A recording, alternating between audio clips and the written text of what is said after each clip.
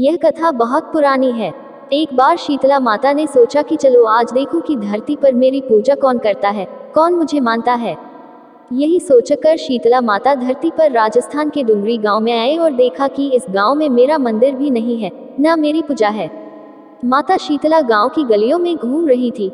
तभी एक मकान के ऊपर से किसी ने चावल का उबला पानी मान नीचे फेंका। वह उबलता पानी शीतला माता के ऊपर गिरा, जिससे शीतला माता के शरीर में छाले फफोले पड़ गए। शीतला माता के पूरे शरीर में जलन होने लगी। शीतला माता गांव में इधर उधर भाग भाग के चिल्लाने लगी, अरे मैं जल गई, मेरा शरीर तप रहा है, जल रहा है, कोई मेरी मदद करो। लेकिन उस गांव में किसी ने शीतला माता की मदद नहीं करी। वही अपने घर के बाहर एक कुम्हारन महिला बैठी थी। उस कुम्हारन ने देखा कि अरे यह बुई माई तो बहुत जल गई है, इसके पूरे शरीर में तपन है, इसके पूरे शरीर में छाले फफोले पड़ गए हैं, यह तपन सहन नहीं कर पा रही है।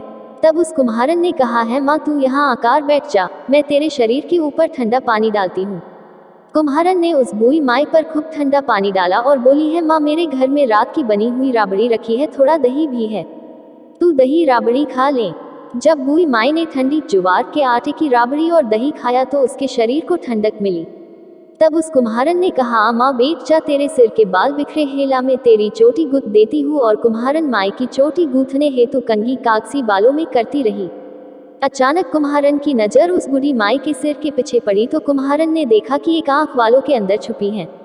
यह देखकर वह कुम्हारन डर के मारे घबरा कर भागने लगी। तभी उस बूढ़ी माई ने कहा, रुक जा बेटी, तू डर मत, मैं कोई भूत प्रेत नहीं हूँ, मैं शीतला देवी हूँ। मैं तो इस धरती पर देखने आई थी कि मुझे कौन मानता है, कौन मेरी पूजा करता है। इतना कह माता चारभुजा वाली हीरे जवाहरात के आभूषण पहने, सिर पर स्वर्ण मुकुट धारण किए अपने असली रूप में प्रकट हो गई।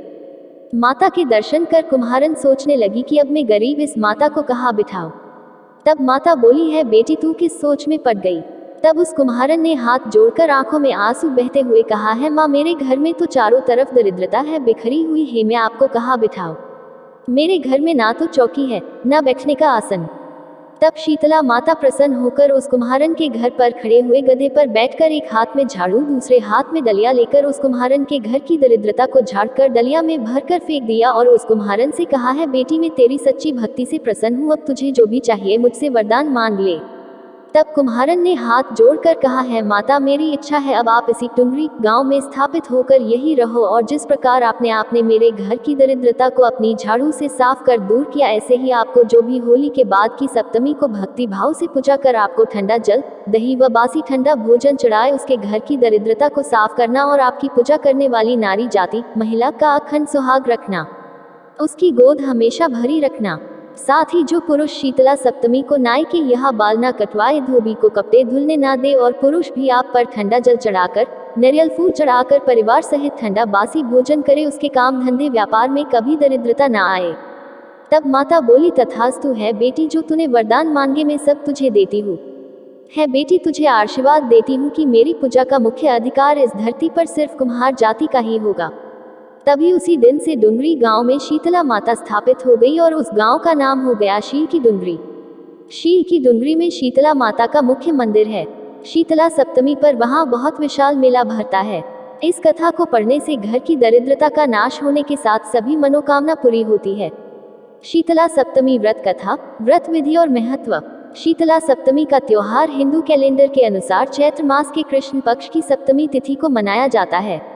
वहीं कुछ जगह पर ये व्रत अष्टमी तिथि पर भी मनाया जाता है।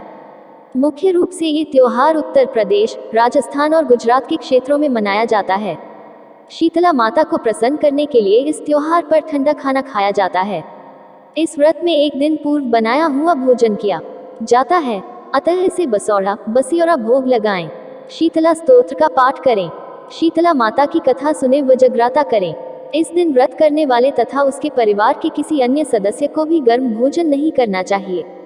शीतला सप्तमी का महत्व। शीतला सप्तमी का व्रत करने से शीतला माता प्रसन्न होती है तथा जो यह व्रत करता है उसके परिवार में दाह ज्वर, पीत ज्वर, दुर्गंधयुक्त फोड़े, नेत्र के समस्त रोग तथा ठंड के कारण होने वाले रोग नहीं होते।